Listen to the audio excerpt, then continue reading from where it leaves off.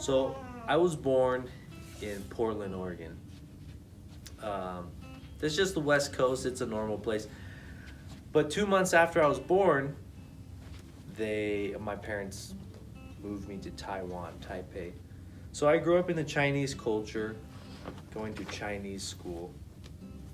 And yeah, I had cousins. I had 2 aunts in Taiwan, 1 uncle, 2 loving grandparents. And this is interesting. My grandpa escaped communist China, Mao Zedong. He was one of the people that fled from Shanghai to Taiwan from the Communist Party. And he was in the Navy for the rest of his life for Chiang Kai-shek. So he traveled the world. He went to Israel, he went to Paris, he went to Europe, went to Africa, everywhere. Taiwan did a lot of cargo ship business. And yeah, so that's kind of my family there. And as soon as I moved to the United States, the culture shifted. It's no longer all about education. Success is also sports and competence. It's not just grades and memorization. So I think that's a big shift. Maybe some of you foreign exchange students can see that too. It's like your whole future is banked on a test or what school you get into, where I see competence as a side effect of competence, and success is sometimes it's money.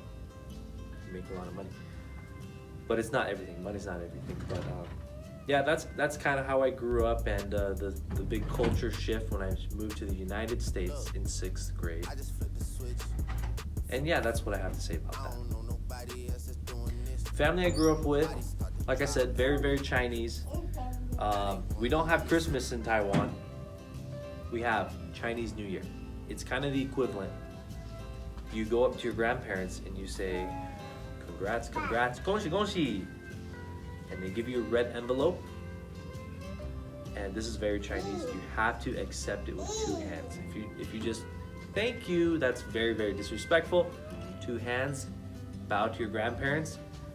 When you go hide away in your room, you open your red envelope, you have tons of money in there. Now, traditionally, that money goes towards school in your future. But in this generation, we just take it and we spend it on whatever we want. So it's the Chinese Christmas. So that's the family I grew up with. What did I do before I came back? When I came back to the US, I was very, very immersed in the Chinese culture. When I moved to the United States, I was 11, and I had to learn the American culture, and that was very difficult because in Taiwan, you don't ask any questions to the teacher. You do as you're told. Your friends are just your study buddies, but in the United States, you're taught to have teamwork, self-defense a little bit. I had a couple bullies, and once I grew a backbone, the bullying stopped. So I learned a lot of things, and if I could choose one education system, and I probably would choose the American system. For me personally, I wasn't a good memorizer or a test taker, but I love to learn. So that kind of led me to think about becoming a teacher as well. So that kind of answered a couple of your questions. Hey, I ended up in Hawaii because I wanted to experience a lot of more cultures. Now that I had Chinese under my belt, Thank you. let me start that over. So now that I had, at this point, I had Chinese under my belt, the Chinese culture. I had the American culture under my belt. I lived in France for a couple years. I had sort of a French European culture under my belt. I said, why not Hawaii? Learn the Polynesian culture. So I went to school at BYU Hawaii, and it soon came to me that it's very, very expensive there. I remember in 2019, a gallon of milk was $7. I think here in Utah, it's $2. So I didn't have enough money, and I was in Hawaii going to school, and I wouldn't suggest doing this, but I didn't pay rent. I just lived on the beach. The temperature was mild enough. I lived on the beach for 1 whole year going to school, and I saved money. that was my experience in Hawaii. How was living on the beach? Well, it was scary. You get bums walking around your tent at night. So, like I said, I wouldn't suggest it. Don't follow my example. But I did save money and I got things done. And sometimes sleepless nights because you're not used to it. When you finally get a bed though, you don't take that for granted anymore. How did I find Rockwell and why did I decide to teach here? I soon got my degree at BYU Hawaii.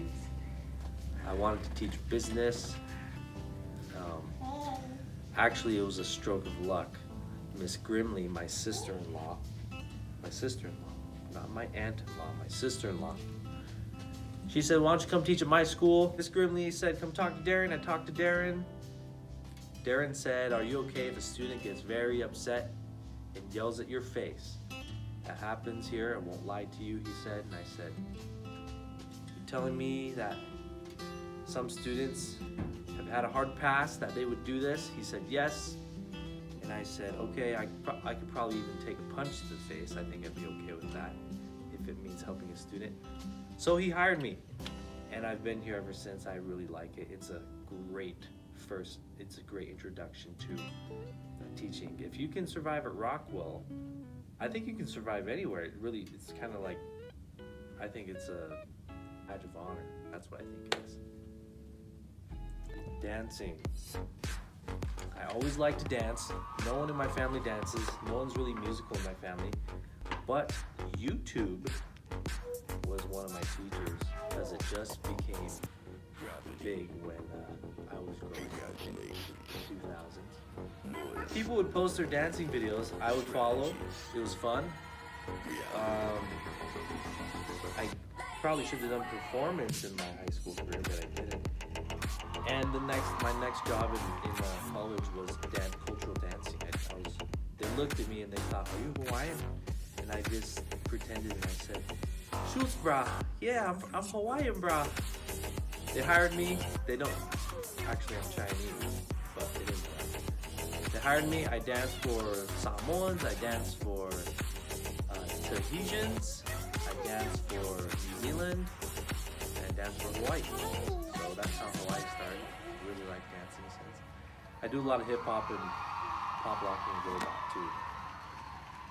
How did I meet my wife? She was dating one of my roommates. That's how I met her. Then I stole her. That's how it goes. There's not much to the story. This is my baby. Hi. Say hi. Say Ida. Ida's her name. Her real name is Idella. We call her Ida for short. And she has a poopy diaper right now. She stinks. We're not going to stop at Ida. I think we'll have more kids and grow our family. It's going to be a fun time.